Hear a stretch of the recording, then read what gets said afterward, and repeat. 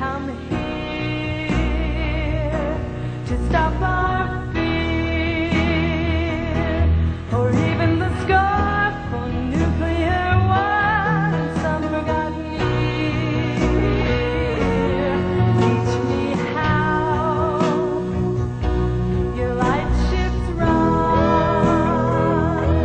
Harmonic disc, please take me with. Let's fly through the sun.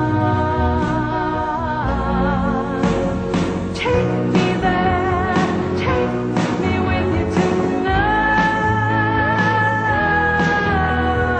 Take me there, take me with you tonight.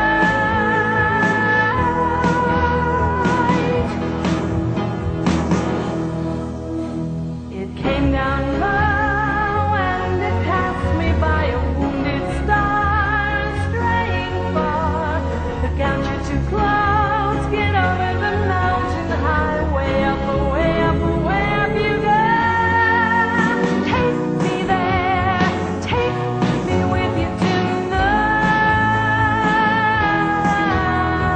Take me there, take me with you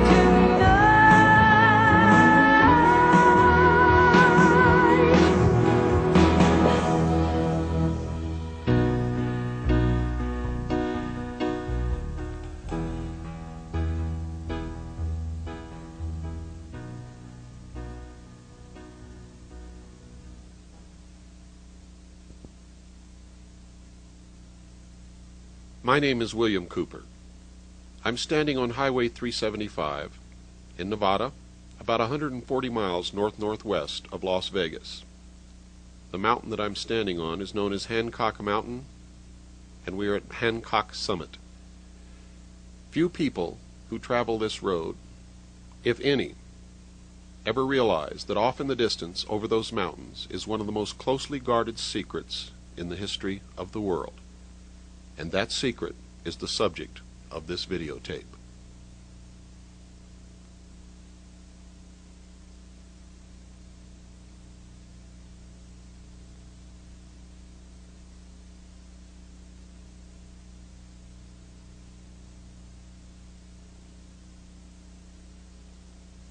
We are standing now in the Tikaboo Valley at the foot of Hancock Summit.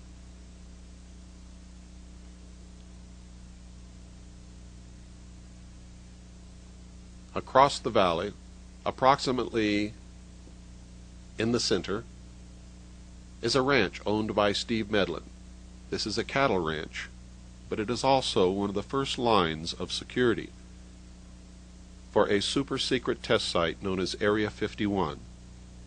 On maps, when you can find it on maps, it is labeled Groom Dry Lake. Until recent years, this area was so desolate that few people ever bothered to venture into it. And also until recent years, there were no small towns anywhere near this area. Appearances are deceptive. This film was made in January. In the daytime it's chilly, usually requires that you wear some kind of a light jacket and sometimes a heavy jacket. But at nighttime, temperatures drop well below freezing. During the 2-week period that we filmed this documentary, we were only able to really use our cameras on 2 nights, because on all of the other nights, our equipment froze up and was literally useless.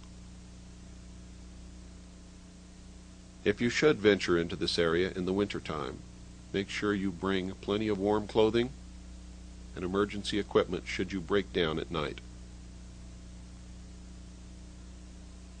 There is nothing out here except cactus, Joshua trees, tumbleweeds, snakes, lizards, a few birds, cattle scattered everywhere.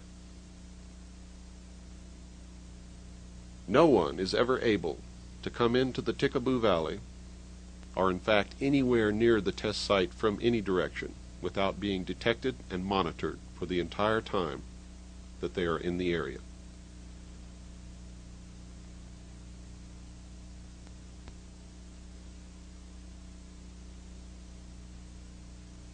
Security is scattered throughout the valley. They belong to a corporation called Wackenhut Corporation and work at the test site on a contract basis. They can usually be found driving four-wheel drive vehicles and will approach anyone who ventures off of Highway 375 toward the direction of the test site. Another one of the observation posts in the valley is located on top of this snow-capped mountain.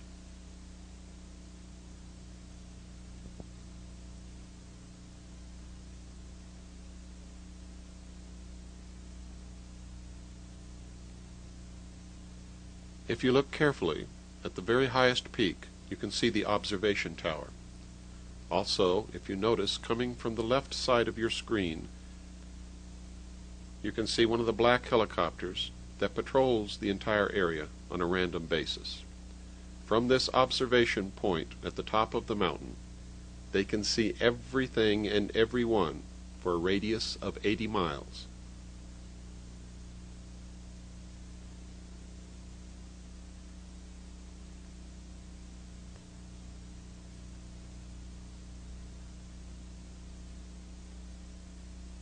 Panning out from the Steve Medlin Ranch,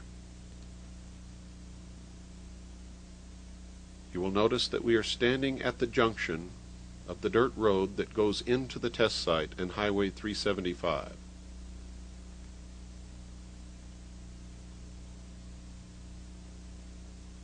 This road actually approaches the test site from the north, and the actual test site is about 45 degrees to the left of the road and over the mountains.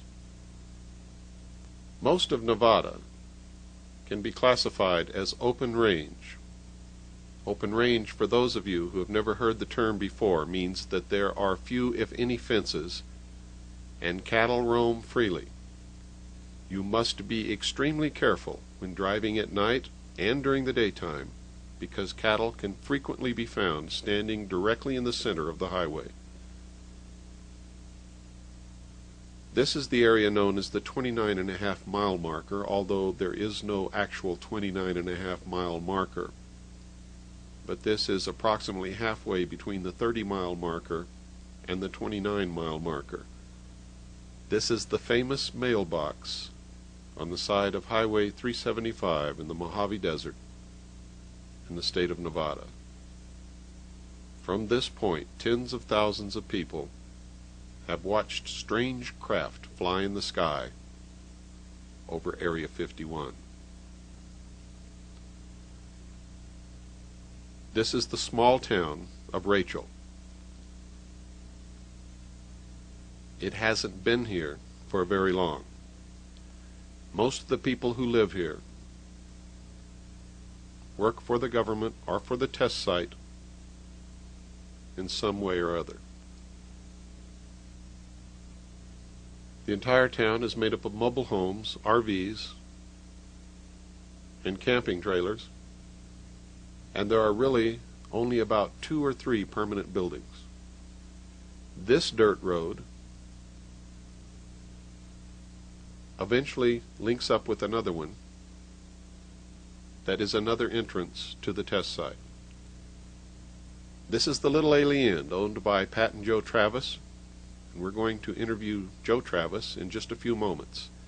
At the time of this interview, there was quite a bit of machinery in operation, and because I had a very limited time, was not able to wait until they shut the machinery off. So make sure that you listen carefully, because Joe has a lot to say.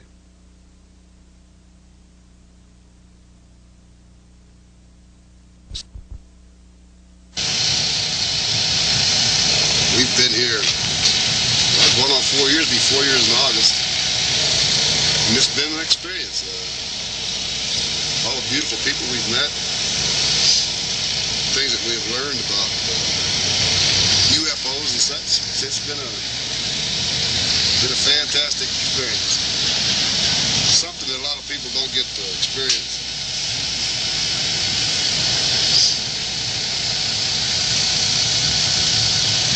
You have a bar and a restaurant? You have a bar, restaurant, you have rooms available.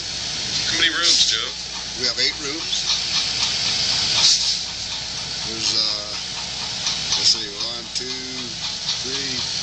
four of the rooms have 2 beds in them.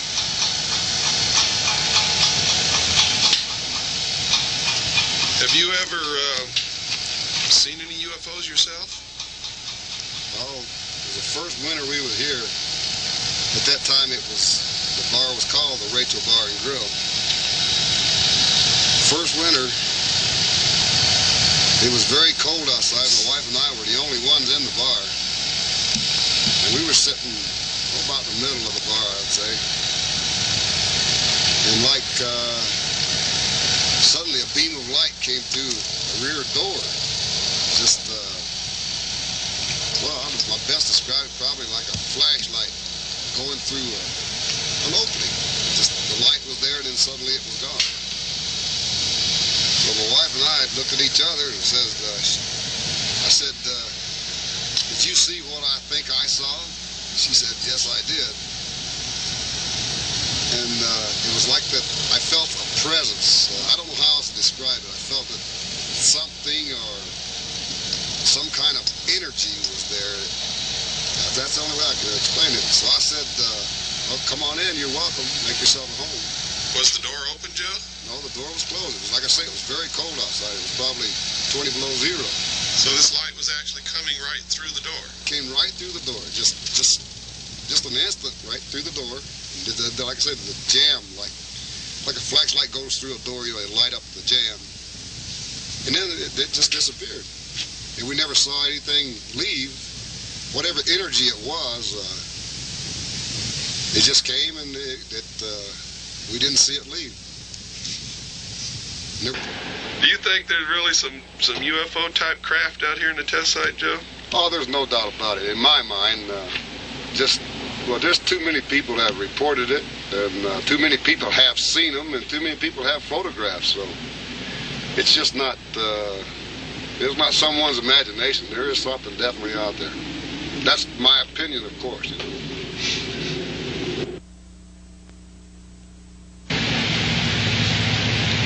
Okay, it's really nice to have you back again, Bill, and be able to visit with you again. We, as you know, and maybe our friends out there don't, we've been here for 3.5 years. It's almost 4 years. It's a little place out in, well, we kind of call it the hub. Everything goes on around us, at least 100 miles around. And we have a little bar and a little restaurant and a little motel. When we took this place over 3.5 years ago, it was a lot smaller than it is now, and it was kind of a big struggle for us. We did a lot of remodeling, we've done a lot of menu changes, and taken over a failed business and make it succeed with a lot of people's help. The local people just like you that come to see us and see what everything's all about up here. It was a few months after we were open when a man came in here late one night and told us that he had heard about our little place on the radio. Well, needless to say, there was no way this man could have heard about us on the radio. We're out in the middle of nowhere. We're just way too small and financially not strong enough at all to pay for any radio time. What's this man want? That's what we said that night. As it ended up, we talked a little bit. Sure enough, it wasn't very long before Billy Goodman called us on the radio, and we found out it was a fact. He had been talking about our little place. And the fun, the good people, the good food, we just have a good time up here. And the UFO activity that had been going on around our area. And we have since then kind of become an information exchange center. The people that come here are just from every realm of life. We have had people here from every place in the United States and around the world. We have a lot of tourists that come here traveling back and forth. We have a lot of people that are searching information on UFOs and things that Joe and I have seen or not seen, or other people that have seen these things. It was a while back, probably 2 years. It was either in January or late December or January, 2 years ago. And up here where we are in Rachel, it gets very cold. And that particular time it was well below zeros. Joe and I were alone that night sitting in the bar. It was about 8 o'clock at night. I'm going to say between 8 and 9 because neither one of us are really sure. And through the middle of our back door came a beam of light. Now when it's well below zero, and it was probably 25 below, those doors are solidly shut, and it's a steel-clad door. We looked at each other and said, "Did you see what I think I saw?" And we both agreed exactly what had happened, that something or some form had come into our place. Well, we had occasionally told, just out in the general, if they wanted to come and visit, that would be great. We would love to have a being. And that's what we felt that it was. We both felt a presence of something. We never saw a shape or a form of any kind. But we just told whatever it was to make itself at home. If it could come through the steel door, it could certainly open a can of beer or a soda pop or go fix a sandwich. So we just sat and went back to what we were doing. I hear a rumble off in the distance. What is that, Joe? Those are airplanes. The fighter range is just over there a ways. They're having an exercise right now, training exercise. We get an air show just practically every day. We can see the dog fights and watch them drop their magnesium flares. It's just an experience living here. As a matter of fact, I came from Michigan in 1979 to Las Vegas. And I always tell everyone, if you wear out a pair of shoes in Nevada, well, you'll always live in Nevada. You'll always be back. You might leave, but you'll come back. I think a lot of people scoff and laugh and ridicule people that are interested in UFOs.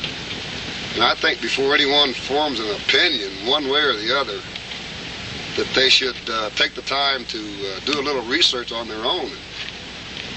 Do a little reading, because there is just a mountain of information that's available if anyone is interested enough to inquire.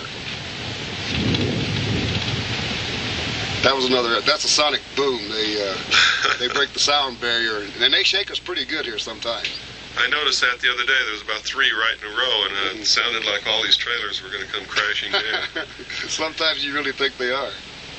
Rachel impresses me as the kind of little town that if you had a bunch of these trucks pull up and hook up to these trailers, they could literally disappear overnight. Well, I suppose that could happen, but it couldn't happen without the people's permission, I assure you. I have seen lights in the distance where they're not supposed to be, and he said the test site is just right here. And I've seen lights, or no airplanes are allowed to fly over there, not even the military.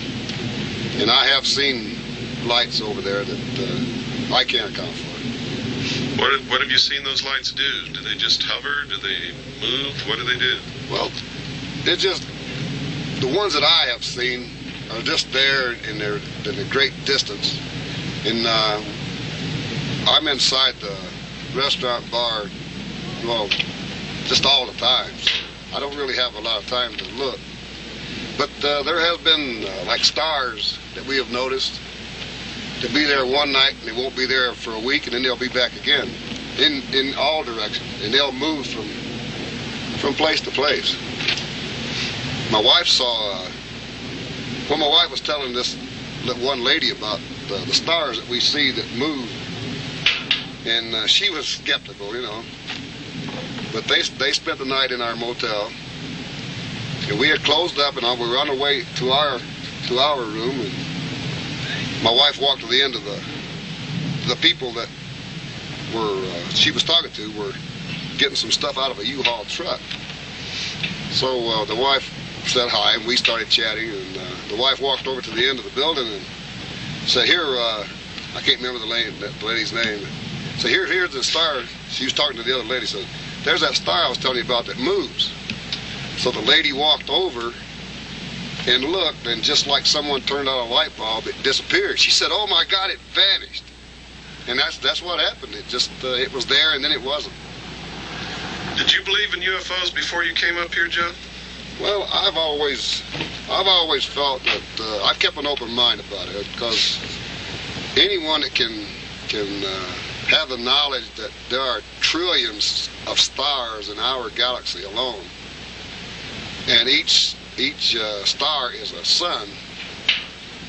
Well, I mean, that's mind-boggling. And if you think about that as our solar system is a star, our sun, well, it would be naive, even conceited to think that our planet is the only one of all these solar systems that support an Earth-type planet.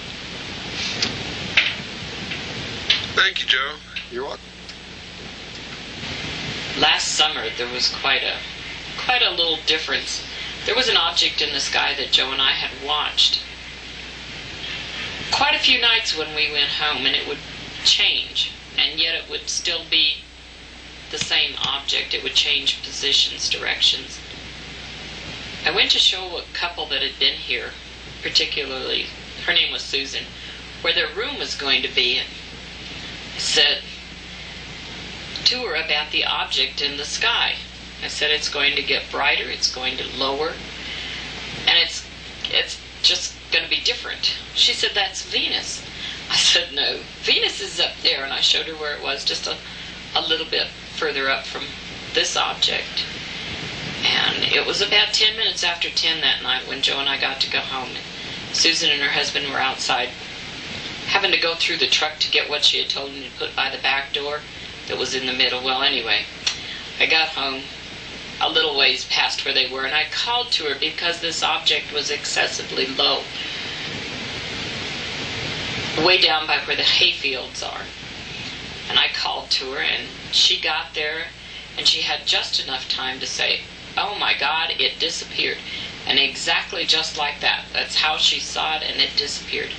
There was no afterglow. There was, usually if a light goes out, you see something. But there was nothing. It was just total blank.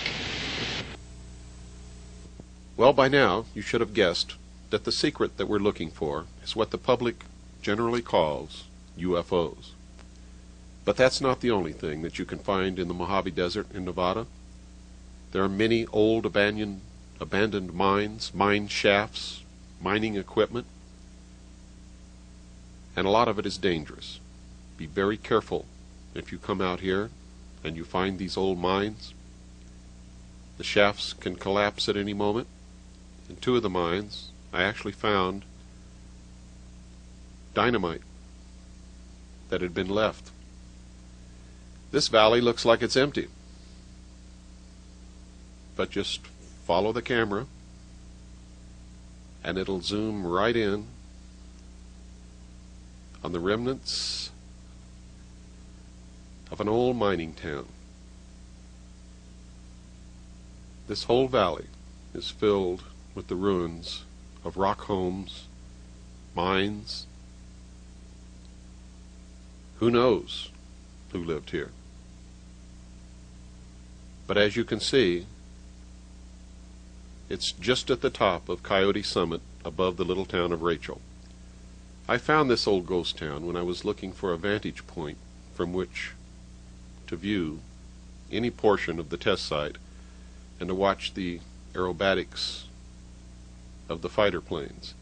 110 miles in that direction over those mountains is the little town of Tonopah and the Tonopah test site.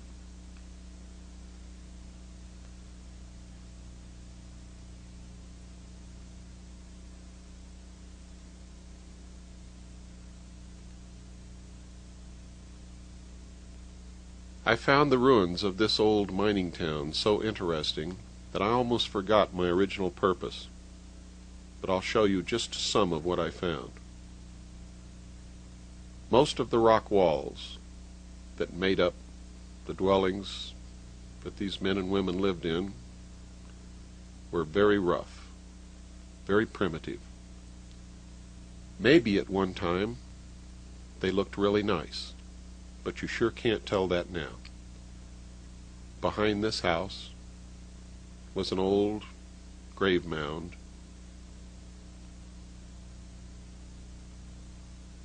The marker long since gone. No way to tell who was buried under that pile of rocks.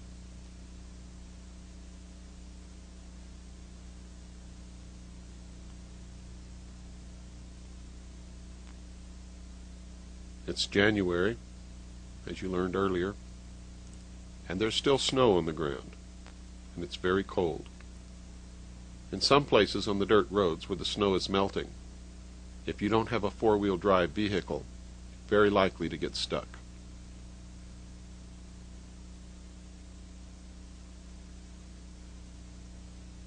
This is the only building in this little valley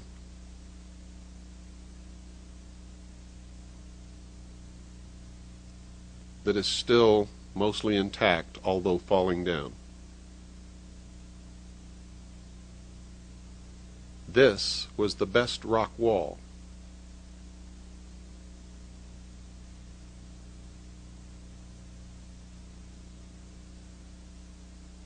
I soon discovered that I had to be very careful as I walked around these ruins. The ground was deceptive, and there are many holes just lightly covered by dirt and old rotten wood. And this is one of them.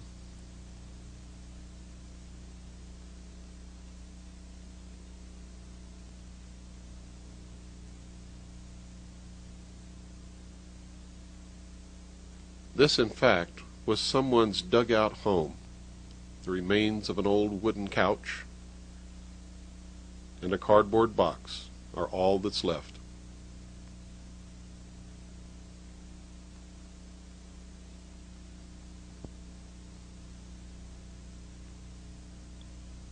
This spot was extremely dangerous. You can see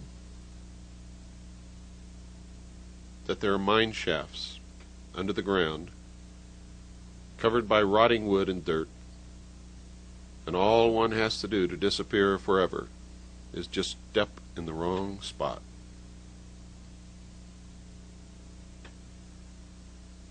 Looking back across the valley, it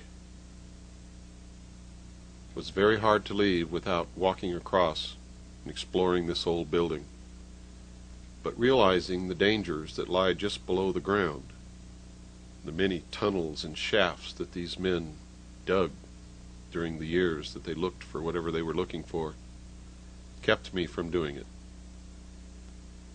From this side, we are on the exact opposite side of the mountain where the observation post is, and from this side you can see it much better.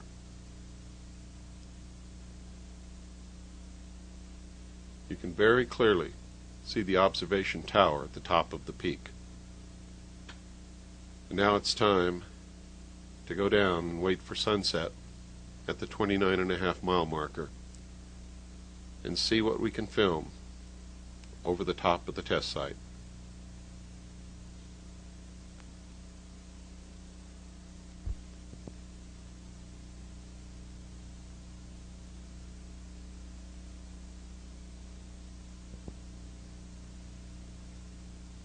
We're standing at the area known as the 29.5-mile marker by the mailbox on the side of the highway 375 in Nevada. Nobody knew about this spot until I revealed its existence on the Billy Goodman Happening KVEG radio show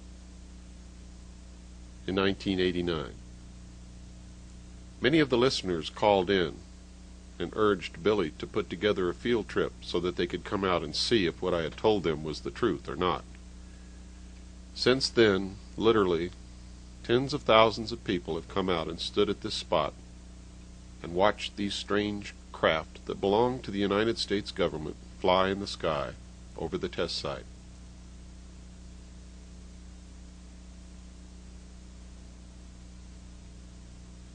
We're panning the camera in 360 degrees so that you can see what it looks like just after sunset in the desert. There is nothing and no one anywhere near on this cold January night. Most of what you're going to see that we filmed during this 2-week period was shot from this location, and some of it was filmed from a spot right on the boundary of the test site, as close as we could possibly get. The tape over the mailbox covers holes that somebody put there with a firearm of some type.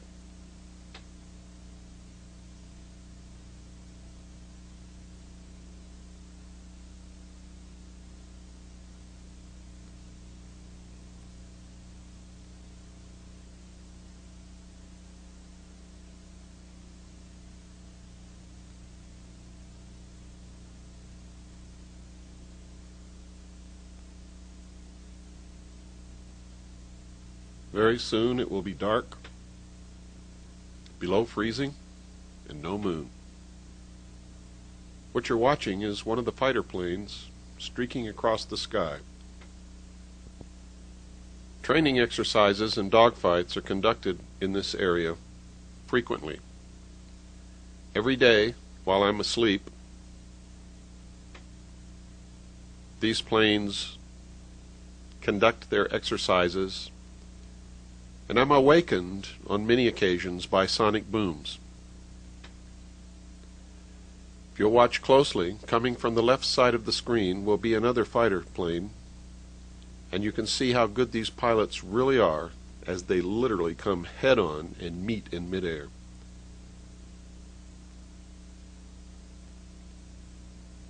That's too close for my comfort. Because I slept all day on most days during the 2-week period that this documentary was filmed, this was the only example of some of the exercises in the air that we were able to film ourselves. But on many other occasions in my trips to this area, I have seen the stealth fighter, the stealth bomber. This is the stealth bomber. This is the stealth fighter. What you're seeing are official Air Force film clips. This is the SR-71 Blackbird, which was recently retired.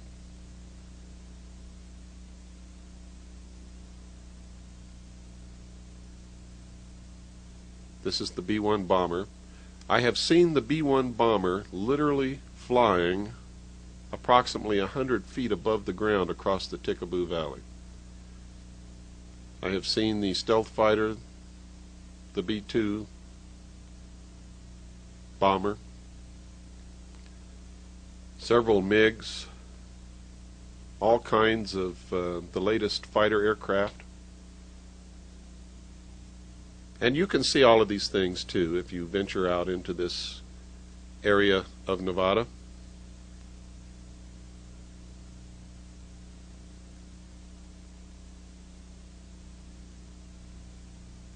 Most people don't realize that the stealth fighter was flying in the late 70s, and there was an operational tactical fighter wing made up of stealth fighters by the year 1983.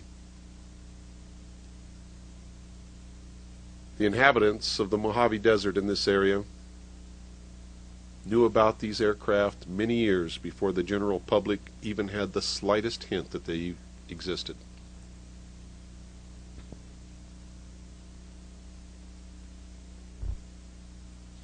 Hi, my name is Ron Wilkin. I'm from Reno, Nevada. I worked in a casino as a bartender. I came down this way. I was introduced to Bill Cooper's material from a friend of mine, and we had some videotapes that we had looked at and became curious, and decided that during my trip to Arkansas, I'd come down this way and invited a friend along. Got the directions from one of Bill's videos, so I went and bought a world atlas which showed exactly where Groom Lake was, along with all of the highways. And When did you arrive? Monday, I believe it was the 27th. Okay, and got here that evening. We went and got our rooms, and then we came back, and then shortly after we saw a spacecraft. of a spotting scope. It's a 1,000mm spotting scope. And set it up and got a good sighting of a spacecraft. A mailbox that's known as the 29.5-mile marker. Who else was there? A friend of mine, Mike Podesta, and Bill Cooper. Can you describe exactly what time it was and what the weather was like? It was a clear sky. It was about 6 o'clock in the evening. It was a real clear, kind of cool. 30 degrees maybe or so. It got a little unpleasant toward the end of the evening, but about 6 o'clock was the first sighting. Was it dark? It was pretty dark, but that made it easier to see. So there wasn't any haze or anything like that. Can you tell us exactly what it was you saw? Describe what it looked like? Okay, what it looked like from what I could see was a circular object. At least from what I could see, it was circular. There was circular lights, almost moving in a circular motion. Through the scope the first time I had a smaller lens and I could see that it was moving in a very strange direction, so I changed lenses and got a much bigger lens, which gave me a real good view. And I could see that the object was flying sideways. It would hover, it would go upside down more than once, it would reverse directions, go upside down in the opposite direction. So it did all kinds of things that I'd never seen before.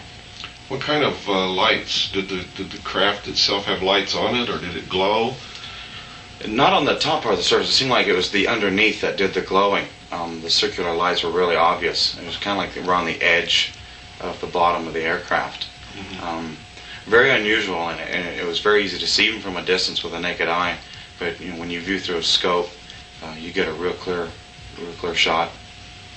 Did you see any other activity around the area? Any other aircraft or helicopters or anything that you could recognize and compare with what you saw? Oh yeah, there was some helicopters, and you could see, because usually helicopters have like a red light on top and a white light on the bottom, and it flies more or less in a straight line at times. And while this spacecraft was flying, there was some helicopters that were nearby, and then there was security kind of below the area where it was flying.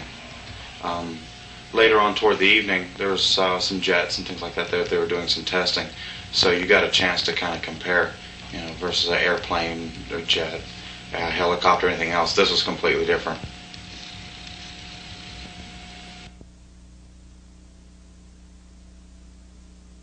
On the first night that we were able to film the craft in the air, I thought it would be important to film some other things that people might think to confuse with what they were seeing. What you first saw was the brightest star in the sky that night, Sirius. What you're looking at now are the headlights of one of the security vehicles approximately 8 miles distant from us. You can see the top of the mountain range in the background.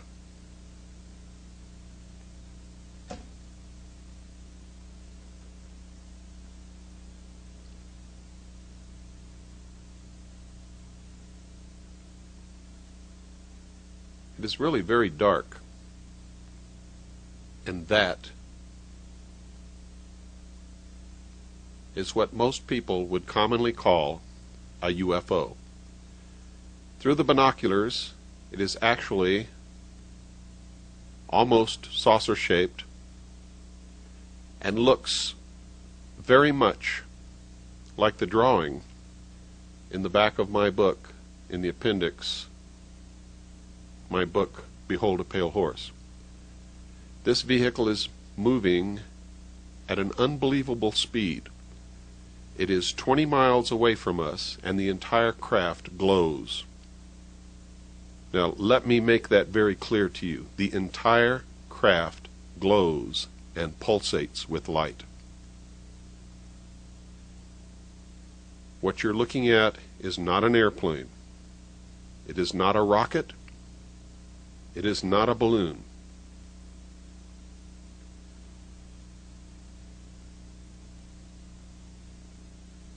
In a few moments, you're going to see some very small blinking or strobing lights. Those lights that you are going to see are aircraft and helicopters that are accompanying this craft on its test flight. This is a very mild test flight. It is not performing the maneuvers that we have seen it perform in the past. However, on another night, we captured this craft performing maneuvers which, according to the laws of physics, cannot be done.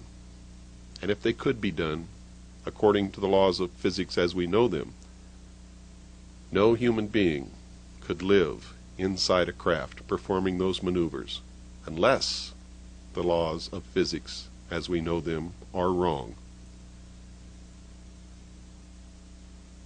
What you are looking at is what people all around the world have been reporting since the late 40s as unidentified flying objects. In my research, I have found that Germany actually developed these craft during World War II. Notice just to the right of the craft, you can see helicopters and airplanes, one of them approaching the craft. That large flash that you saw in the background below the mountains was an explosion of some kind that went off in the distance. Remember, this is a military test site. They practice bombing runs. They do all kinds of things out here. They even detonate atomic bombs.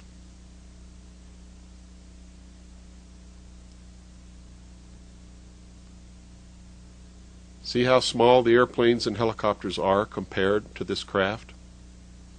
Remember, we're 20 miles away, filming this craft in the air.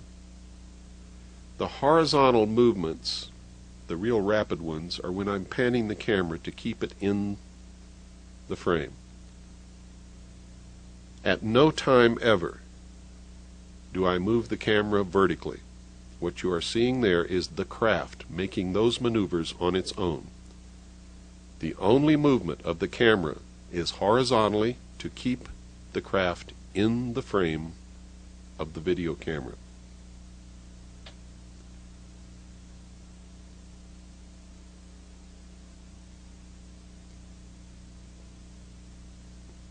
Now, the craft did not disappear just then. There you can see it. However, you have to understand that the viewfinder on the video camera is so small, it's about a half-inch square, that in the pitch black darkness I lost it, and I'm now trying frantically to get it back into the viewfinder, and there it is. This craft is huge. The entire skin of the craft glows like a light bulb. And it has now completed its test flight. It is going back into the test site at Groom Dry Lake, Area 51. It is not descending into the area known as S4. Don't pay any attention to all the baloney you've heard about that. Well, you saw the brightest star in the sky, Sirius. You also saw the headlights of the security vehicles. These are flares off in the distance. You can always tell flares because they leave smoke trails in the sky. Those of us who served in Vietnam are very familiar with flares. The small strobing white lights that you see diving down toward the flares are aircraft making practice bomb runs approximately 20 miles from our location. We could actually hear the muffled explosions all the distance.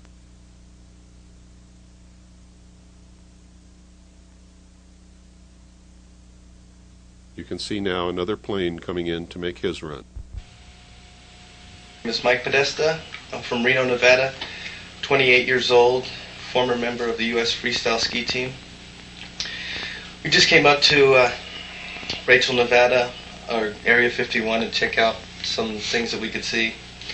We were up here for about 3 days or 3 nights, and Monday night, the first night we were out here, we've seen some very unusual things. From a distance, at the 29.5 mile marker, I could see lights, not too distinctive, but looking through Ron's lens, which is like a telephoto or a telescopic lens, I could see a craft. It was very unusual. I was really surprised to see it. When I looked at it, it started to do like donut-shaped circles. And then it started to glow really bright, and it started on a trajectory with all these other lights. I assumed they were helicopters or planes around it. Our cameras froze up. It was very interesting. It was very cold. And the sighting lasted about 3 minutes. And about 1 minute after the first craft was moving, another one popped up. And we could see that they were very different. Not like an aircraft where it has landing lights. This whole thing was lit up. I've never seen anything like it except for Bill Cooper's video, which shows something very weird. And I would advise anybody, if you're very interested, to come up and check this out. I took 4 days off of work, my own money. I'm a concerned citizen. I really wanted to see for myself, and you can too. Just go out there and look for yourself. It's easy to find, and it's worth your while. Just 3 minutes of a sighting made my whole trip. Did you have any doubts before you came that it might be just a bunch of baloney and maybe you wouldn't see anything at all? No, I didn't. After seeing so many things on, so many photographs and video footage of Bill Cooper's and also some other footage, I knew something's going on, but I really did come down here to see it with my own eyes. And I did. And I was amazed. So you know beyond any shadow of a doubt that they're testing some totally unconventional and unorthodox type of aerial craft in what's called the Groom Dry Lake facility. Definitely. You know, I think of when people say UFO, an identified flying object. Well, it's over a military facility, so I would identify it as a government craft. Definitely doing things that I don't know how any kind of human would survive the maneuvers that this craft was performing. After Monday night, what did you do Tuesday? Tuesday we went hiking around 4:30, trying to get a better look. It got dark. We came back. There was a sheriff out there. He was kind of harassing us a little bit. Not necessarily myself, but Bill Cooper. And we didn't see much Tuesday night. Wednesday night we went up there. We went in about 11 miles closer, and there was security watching us for about 8 hours. These other guys, they went up and tried to get some photos of the Area 51 Groom Lake, and they did. And we didn't see much, a little bit here and there, not as clear as Monday night. But Monday night was my night. But at one point, I did see something last night. We were all looking at it. And it was traveling like this, and it zipped back the other way and traveled. I don't know if an airplane can do a circle so fast, but it looked like it stopped, reversed, and it did it a couple times. We've seen some helicopters, low-flying helicopters, very interesting. We're watching this helicopter flying very low, and it goes just behind a little mountain, and it just seemed to disappear. We didn't know if it landed or we never seen it again. And that wasn't very far from us, was it? That was about 2 miles from us, I'd say. On Indianapolis. It's not only cold in the desert, but it's very lonely. I usually take my shortwave radio and listen to Radio Free America whenever it's possible. What you're seeing off in the distance are flares. These are not the UFO-type craft. These are not the saucer or disc-shaped craft that people call UFOs. These are flares. Again, if you look closely, you can see the smoke trail above the flares. Remember, you've seen the brightest star in the sky, you've seen headlights, you've seen flares. Later in this video, you'll see the brightest planet, in fact the only planet we could find in the sky on these dark nights that we were there, moonless, freezing cold, the planet Jupiter.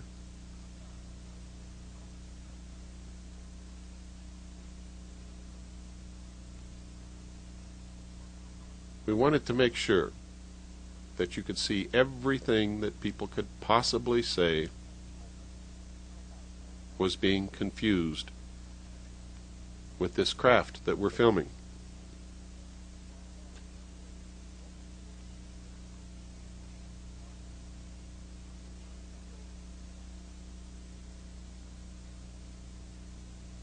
This is the planet Jupiter. If you look very closely, you can see 2 of the moons. We were able to see the moons very clearly through the lens. Now Jupiter has many more moons than 2, but on this night 2 were all that we were able to see. Notice it's not moving. Notice that Sirius didn't move, although it did flicker. The headlights moved, but they were below the mountains. This is what we came to film. This is the most incredible flying machine that I have ever seen in my life. You will see this craft on this night make maneuvers that according to the laws of physics are absolutely impossible to make. Now through the binoculars, this looks like a metal-skinned craft, but the entire skin of the craft glows. What you just saw there was not the craft, it was an attempt to bring it into better focus.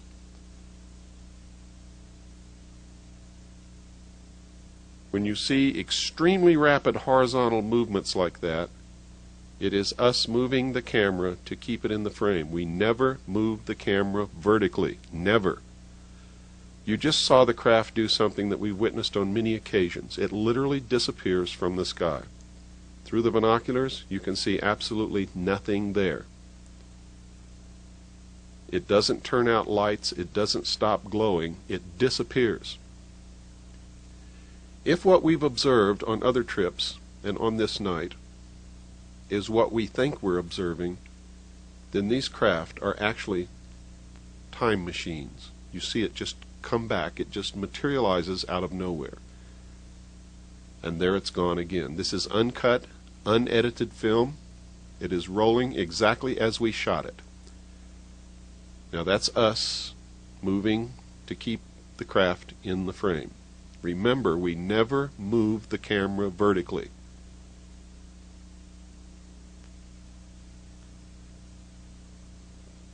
Now it's gone again. Through the binoculars, it literally disappears from the sky. It is not in this world anymore. I don't know how to explain it. I don't know what to tell you. All I can tell you is what we saw and what we filmed and show you.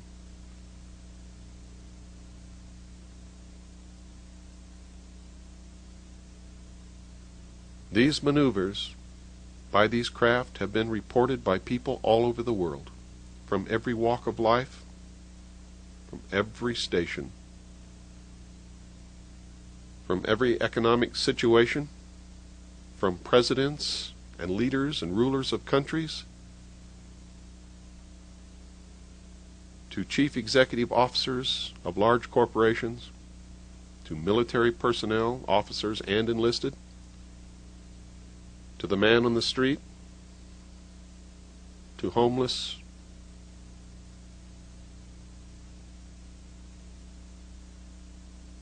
primitive tribesmen who have never read a UFO book and have never heard of UFOs have reported these craft. You just saw it disappear. You just saw it blink back on and disappear again. We have no way of knowing where it goes. We cannot explain this. But we can tell you, beyond any shadow of a doubt, that these craft belong to the United States government and are flown from a super-secret test site owned and operated by the United States government, which the government denies exists. You will also see that test site in this video, filmed for the first time from a mountain overlooking the area. This is the only film of its kind ever taken. This is a historic video. This is a historic film. Not just this section of the film, but the one that you saw previously and the film that you are going to see later in this videotape.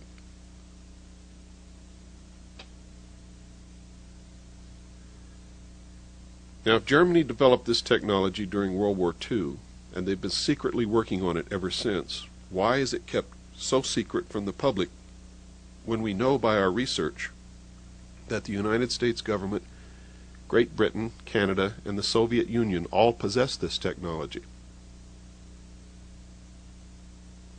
Did it come, as many people say, from an extraterrestrial source?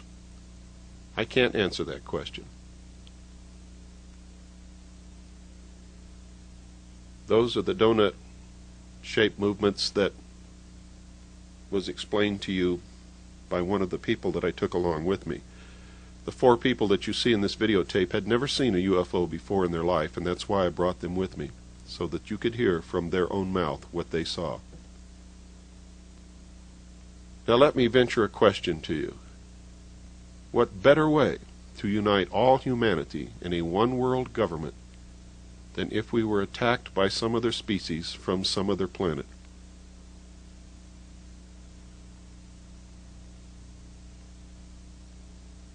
Does this some other species really exist? Or is this technology being used to make us believe that they exist, in order to break down the sovereignty of nations and bring all of the people of the world together under one world government? That's a lot to think about, and I'm not going to take it any farther than that. At least, not in this video.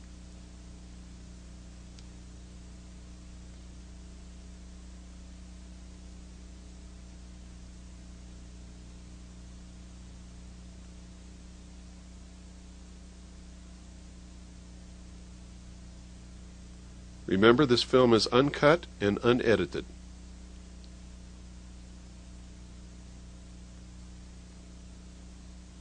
And this is the longest test flight that I have ever witnessed this craft perform. We were also extremely lucky to be able to get this footage because on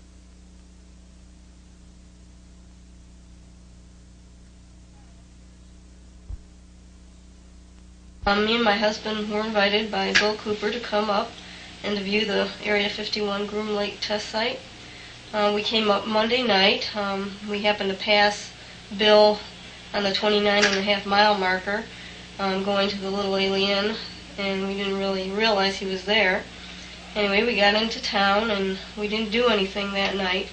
And the next day we went up into the mountain area where we were right before the mountain that you're supposed to climb, and it was a little late, and our 2 buddies, Ron and Mike, decided to trek off and try to climb the mountain, and as it turned out it got too dark and they couldn't see a thing, and they were lost for quite a long time.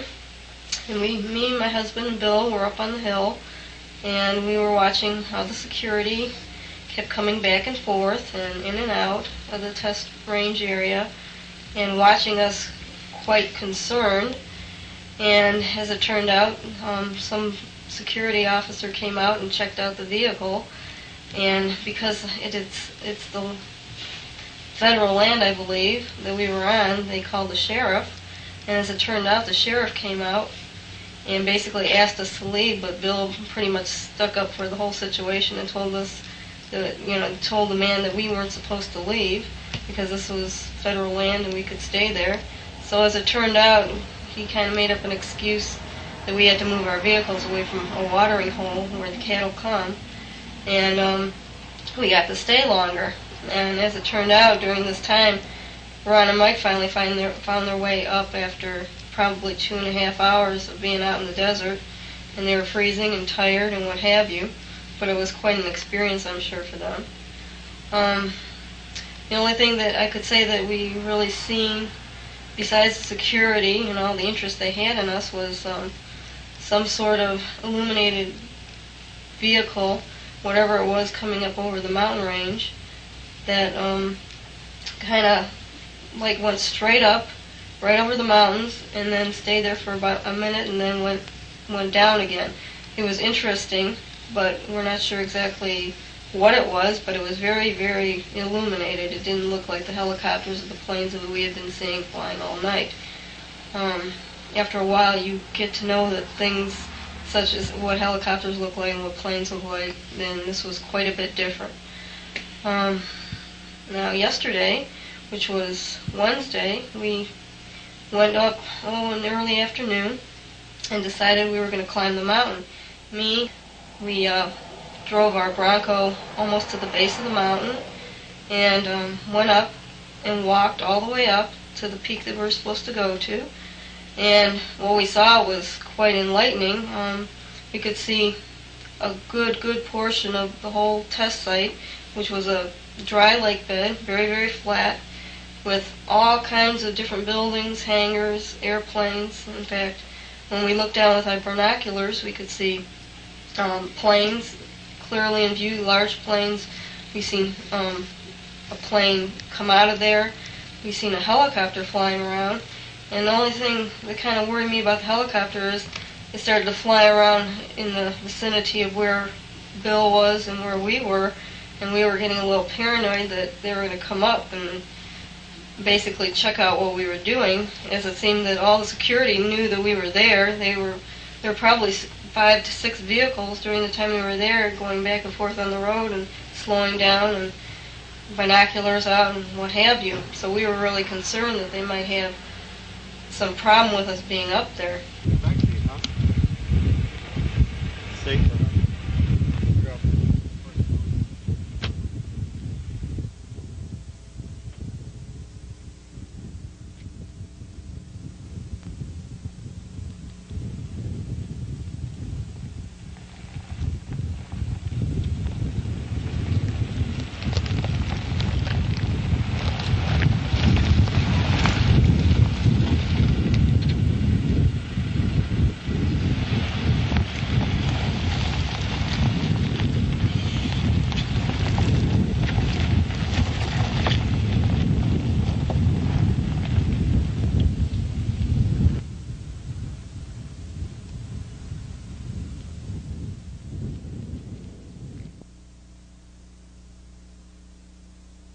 Well, there they go, off into the desert.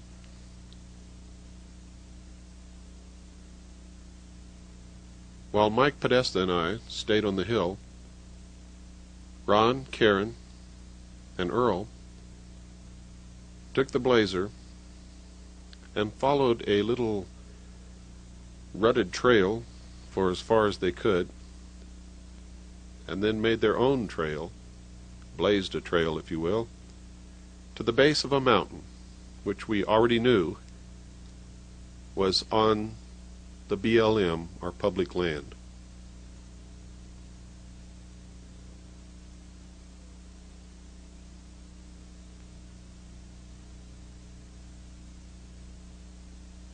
Right in the center of your screen, just over those rocks, is their four-wheel drive Blazer. They are literally picking their way through the cactus, the rocks, the tumbleweeds. Again, they are just a little below the center of the screen.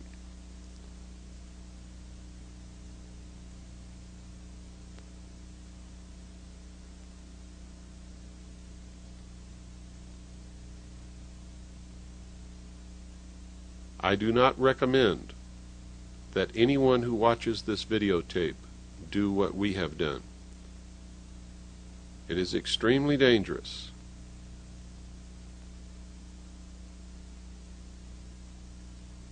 You can see where we're at. We are literally almost on the boundary of the test site.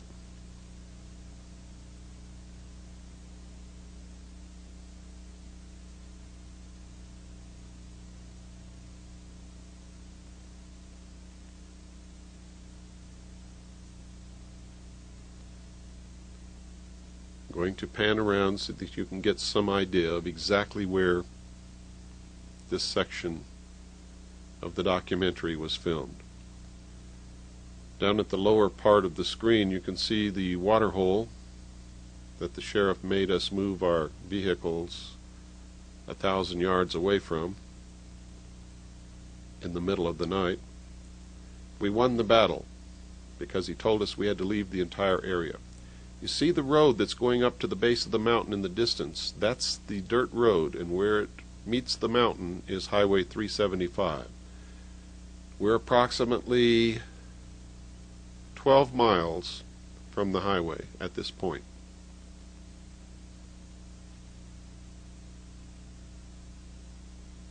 Again, you can see that there is nothing and no one anywhere around except right over those mountains that you're looking at.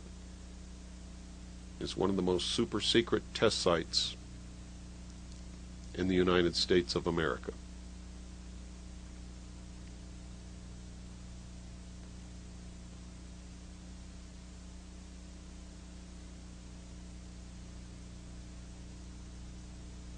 There you can see them approximately in the center of the screen, beginning their climb up the mountain. It took them quite a while to reach the top.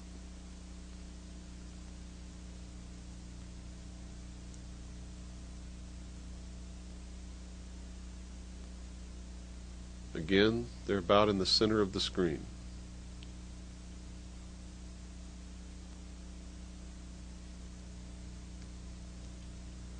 This is a 30-to-1 zoom lens, and the heat rising from the desert floor on this warm day, the only warm day that we encountered in the entire 2 weeks, distorts the image. When we hit the digital and go to 60-to-1,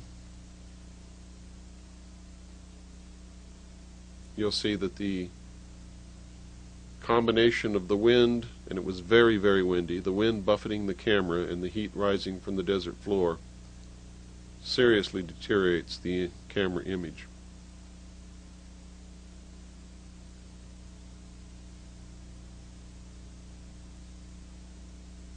We had a very steady wind on this entire day, and it was almost impossible to keep the camera still even on a very heavy, sturdy professional tripod. Well, they've reached the top, and the first one who was up there, who's sitting on the rock, was Karen, and she never let the other two live it down for the rest of the time that we were together. Her husband, Earl, was last.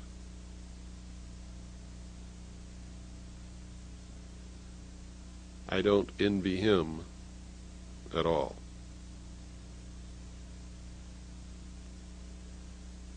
Now you can see exactly where they are. From that vantage point, they were able to look right down in and view the entire test site.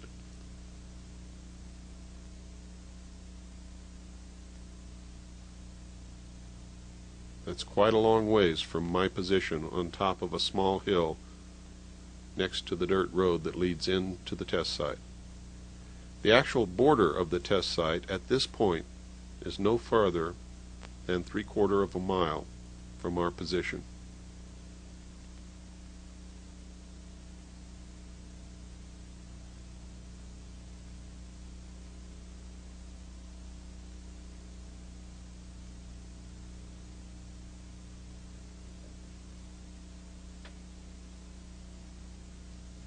While they were up there, and while I was filming them, the black helicopter came out flying very low. They were actually looking down upon the helicopter from their position on top of the mountain. All of them were astonished when they saw the helicopter disappear. From my vantage point, I saw that it did not disappear. It actually flew into an opening in the mountain, which opened up before it as if by magic. I felt as if I were watching some science fiction film as this helicopter flew into the mountain, and then the doorway closed back upon it, and you could not even tell that it existed. What you're viewing are security vehicles who dogged us the entire time. We were never without our shadow the whole time we were out there. Shadow, of course, was the security personnel. These men work for Wackenhut Corporation. They're under contract to the test site. Most of them are ex-FBI, ex-law enforcement, or ex-intelligence operatives from the many branches of the intelligence community. They are all big in stature, menacing. They wear no identifying marks, patches, or insignia whatsoever, and will refuse to identify themselves when asked.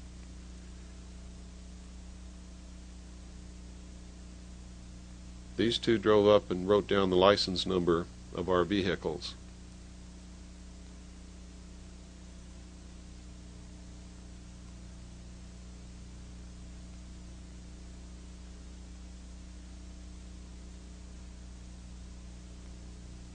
If you do anything wrong, the slightest thing, park your vehicle on a county road, if they run your license plates and find that you have warrants outstanding, anything, they will use the slightest excuse to call the county sheriff to come and either arrest you or order you to leave the area. Your only weapon is to make sure that you do not do anything wrong, make sure you know the laws, make sure that you are on public property, BLM land at all times, and make sure you know what your rights are. These two guys parked out in the desert, facing directly at us, and watched us and filmed us with cameras and watched through binoculars the entire time that we were on the hill. They were under the impression that we could not see them, but they underestimated the power of our telescopic lenses.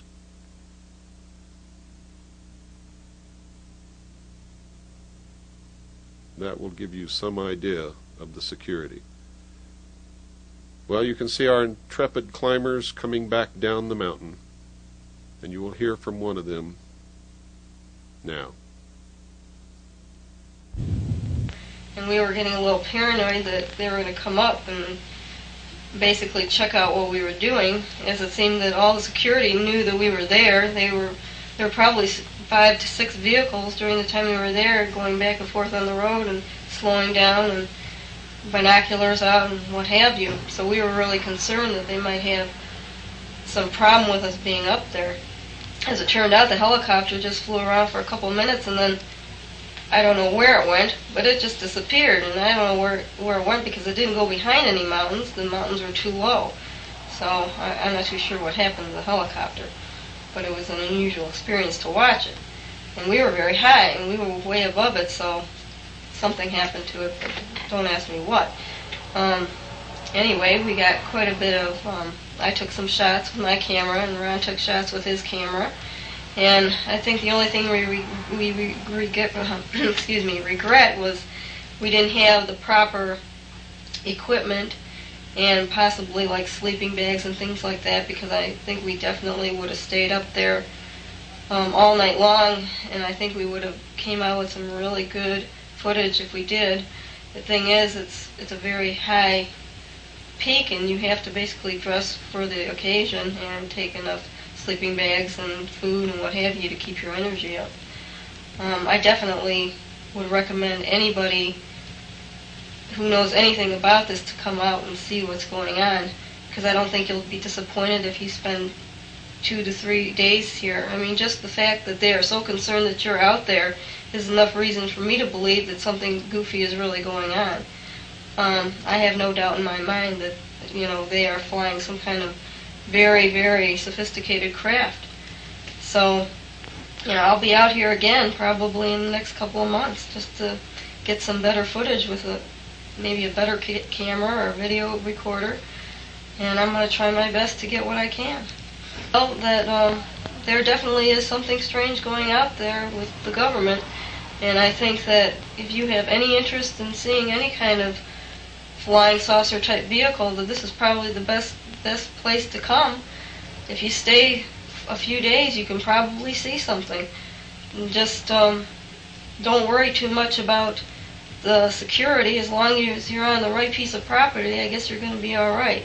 I think they try to intimidate you a lot, but it doesn't really bother me. I think just being out there in the desert and seeing all these unusual things is enough to make me feel that, well, I should take the time and do it and not worry about, what they think.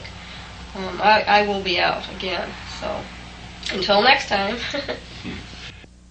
On one of the last nights of my stay, exactly on the boundary of the test site, I watched this craft come up and fly directly over my head. The camera was on a tripod and captured this film footage as I watched. I was so surprised by the actions of this craft, which made no noise whatsoever, that I couldn't even think to pick up the camera and turn it around and follow it across the Tickaboo Valley.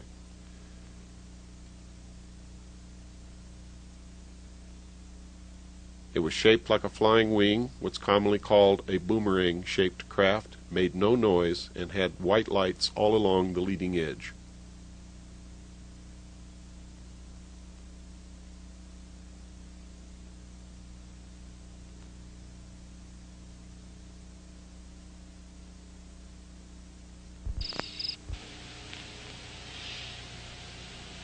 Hi, my name is Earl Shepard. I'm from Pinckney, Michigan, and I'm here with my wife. I was invited out to Area 51, which is also, excuse me, Groom Dry Lake by Bill Cooper. We came out here Monday. We didn't see anything Monday due to the fact that we were trying to catch up with Bill.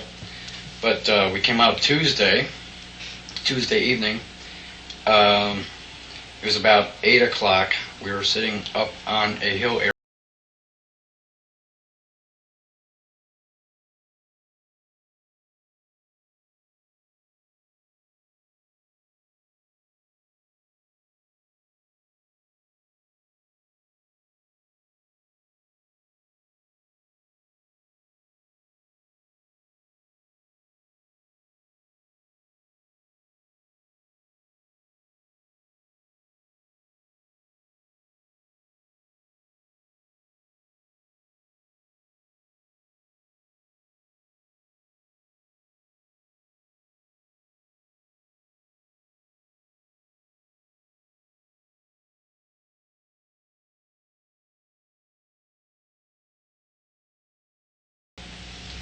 And that was Tuesday night. It was pretty exciting.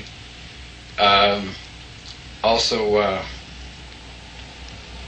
Tuesday night we were intimidated by security and also the county sheriff, which asked us to leave the mountain area in which we were trying to view unidentified craft or government craft, if you will. That intimidation and harassment lasted 30-40 minutes, in which case the sheriff asked us to politely move our cars 1,000 feet away from a watering hole, which is, I guess, is mandated by the county or something because we're too close and cows can't drink. But that was an interesting evening. We went Wednesday, Mike, Ron, Bill, myself, and my wife. Wednesday night, we seen something in the air.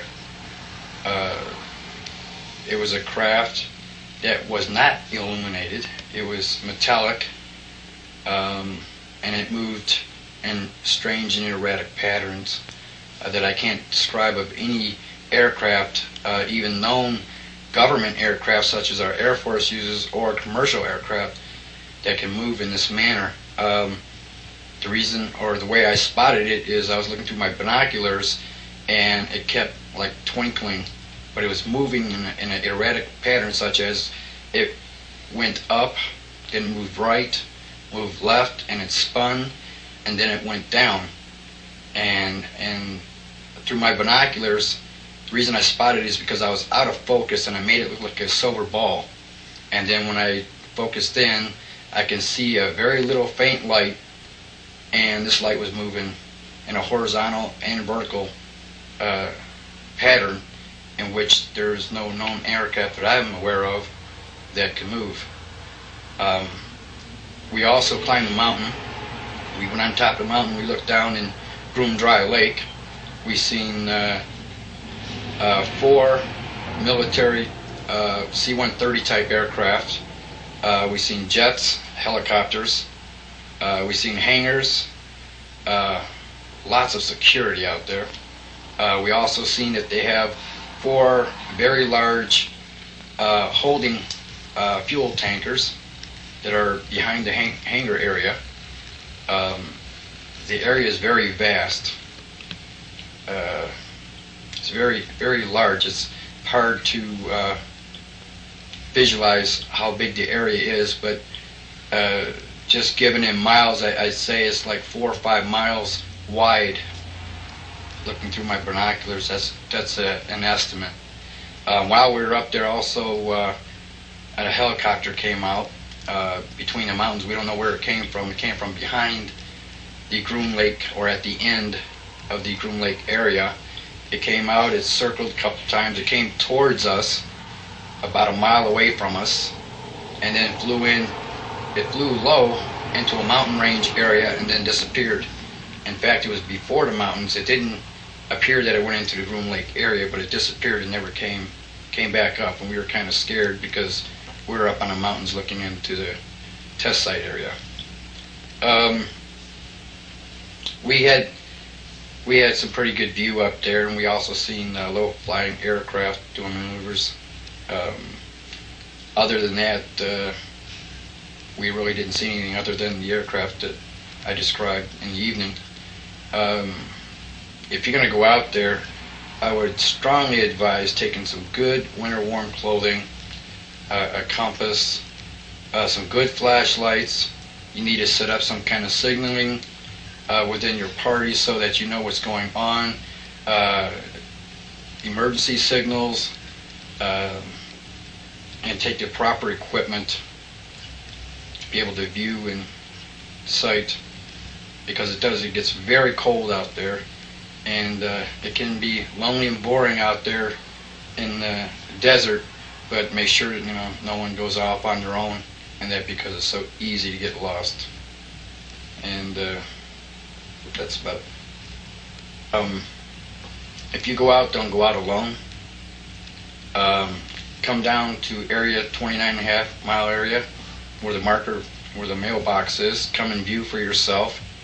Like I said, take somebody with you, wear warm clothing, and stay a few nights. You might not see anything the first night or second night, but come down and see for yourself, as I have. I'm pretty amazed at what I've seen. Really amazing. I'm coming back. I hope you invite me back out here again, Mr. Cooper. This is a satellite photograph of the Groom Dry Lake area. The arrow is pointing to the runway, which is over 35,000 feet in length. You can see the facilities on the upper left quadrant of the screen. This is another historic piece of video footage.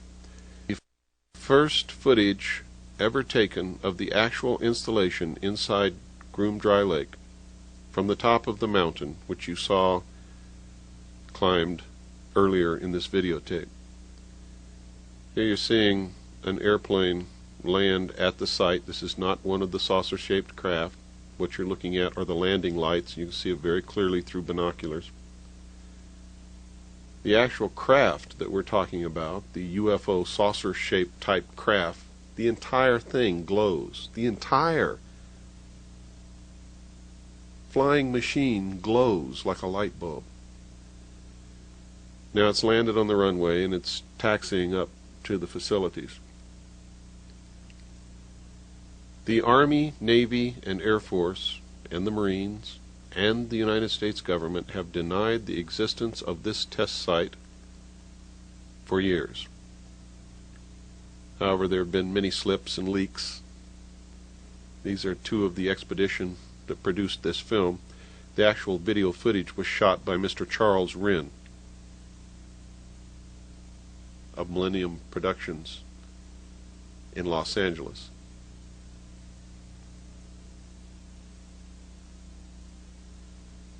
You can see that it's a little grainy, but we're very lucky that Charles Wren gave us permission to use this film in this video. And I might remind you that beggars can't be choosers.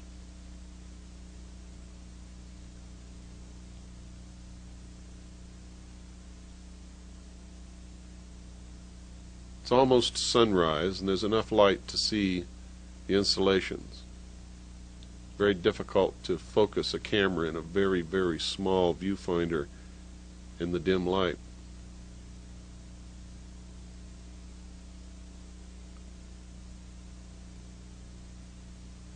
That's the road down there that comes from the base of Hancock Summit, Highway 375, all the way into the test site. It's one of our expedition members sleeping on the job. Another one with his binoculars standing lookout.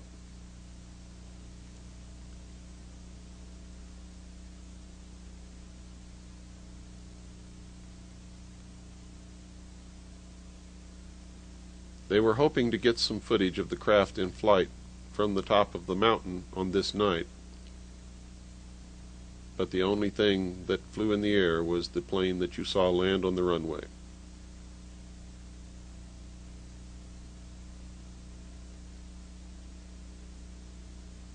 It's hard to make so many trips out here to the test site without falling in love with the desert. I've come to realize that the desert is one of the most beautiful, fascinating, geographic landscapes that there is.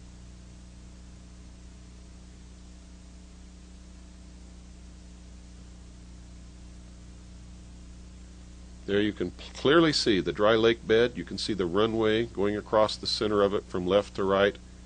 And you can see the hangars and the buildings and facilities.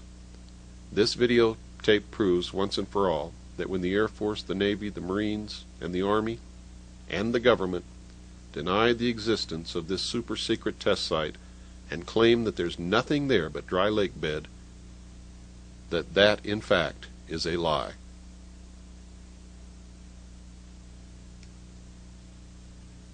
The man on the right is Gary Schultz. Later you're going to see a photograph that he took of this craft in the air.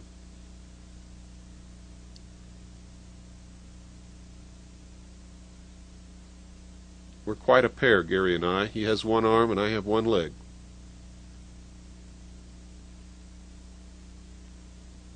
One more sweep of the horizon, one more peek at the test site.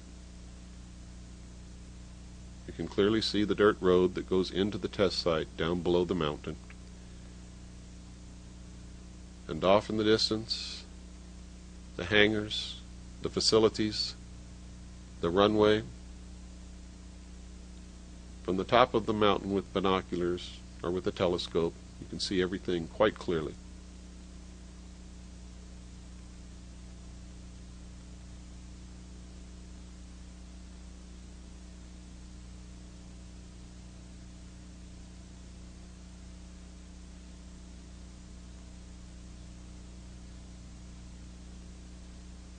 This is some type of construction that has marred the landscape and appears to have entrances which go underground. We were unable to identify the exact nature or purpose of that installation.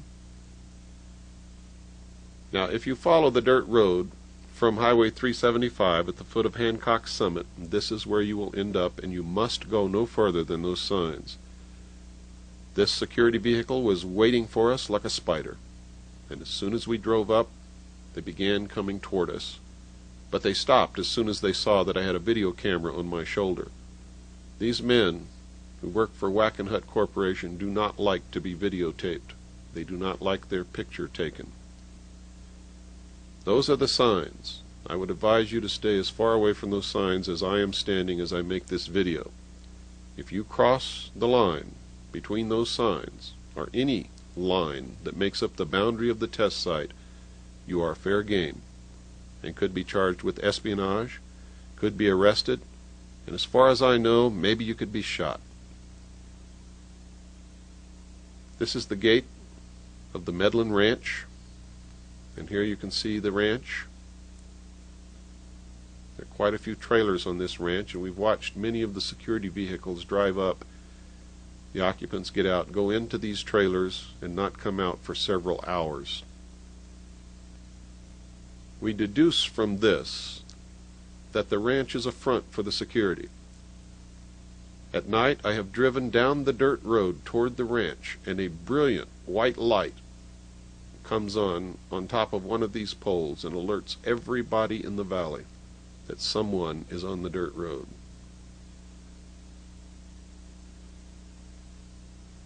As I said in the beginning of this film, you cannot come anywhere near this test site without coming under the surveillance of someone for the entire time that you are here. This is the bus that takes workers to and from the test site, and contrary to what you may have heard and what some hysterical storytellers have said, you can clearly see that the bus windows are not blacked out. These men who work in this test site and the women who work in the test site know exactly where they work, and there is no need to black out the bus windows. Also, while you're out here, be careful, because all of these vehicles drive very fast down these dirt roads. And that's one of the reasons why, so the dust cloud doesn't catch up with them. Many people have asked me, after they saw Project Redlight, the first film, if we had photographed any of these craft in the daytime. Well, here's your answer. I can't tell you what it is. I can't tell you what it's doing. I can't tell you how it's making that trail in the sky. All I can tell you is that it is brilliantly lit, just like the craft that flies at night. It is huge. It's approximately 20 miles away. This particular craft is moving very slowly, however.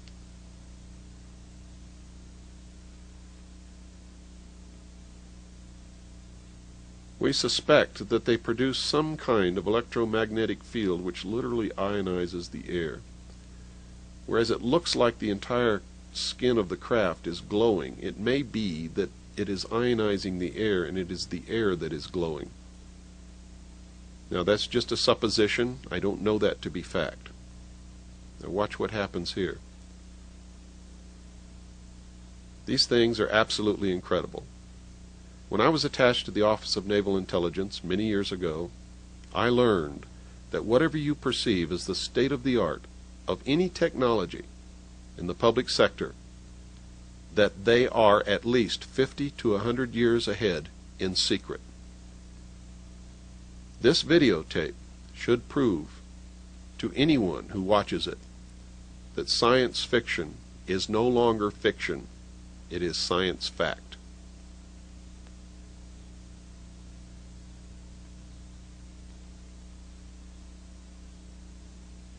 If this technology were available to the public sector, your guess would be as good as mine. This is one of the black helicopters that dogged us while we were making these video films.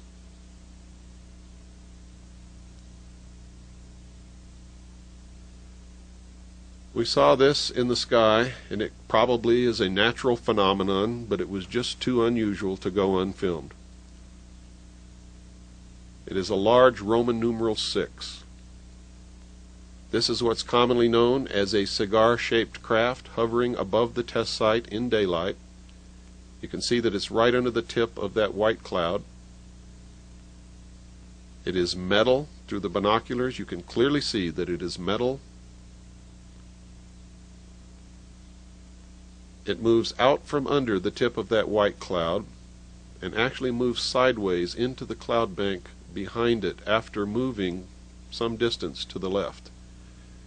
You'll watch it move to the left out from under the small cloud that it's sitting under, and then you will see it move away from the camera, directly away from the camera, and into the cloud bank behind it. It is a huge metal, unconventional type aircraft, and that's the only thing that I can tell you about it, because it's the only thing that I really know. I cannot tell you how these things are propelled. I cannot tell you what makes them work. I can't even tell you where they really originated from. but I can tell you that ones that we have filmed out here in the desert belong to and are operated by secret agencies of the United States government. And we know from our research that they are also owned and operated by the governments of Canada, Great Britain, and the Soviet Union.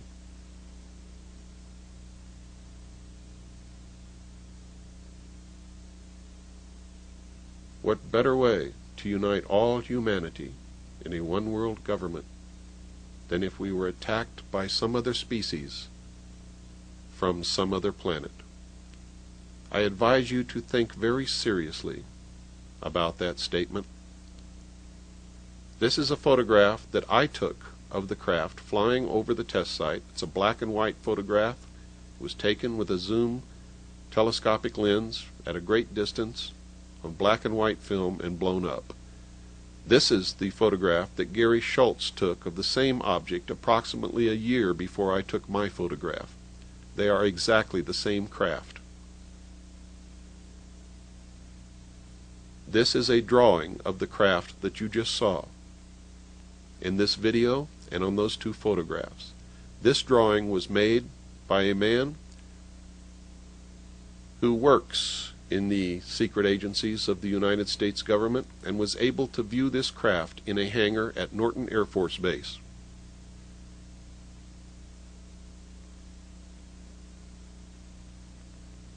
This drawing and one of the two photographs you just saw are included in the appendix of my book, Behold a Pale Horse.